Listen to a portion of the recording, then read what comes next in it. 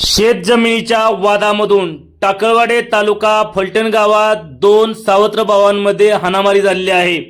टाकळवाडी तालुका फलटण गावात 18 फेब्रुवारी 2025 रोजी सकाळी 7 ते 7:30च्या सुमारास हाणामारीची घटना घडली आहे।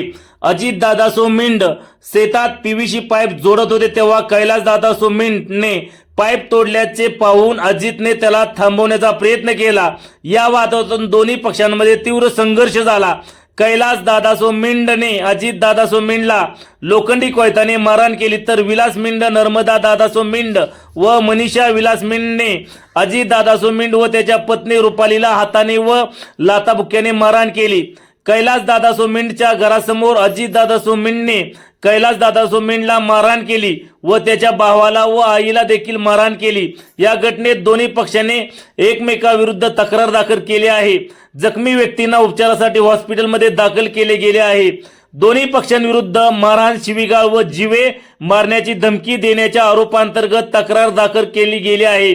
तहसीलदार ऑफिस येथे शेतात जाण्याच्या रस्त्याच्या वादावरून दावा दाखल असून सुनावणी ही चालू आहे।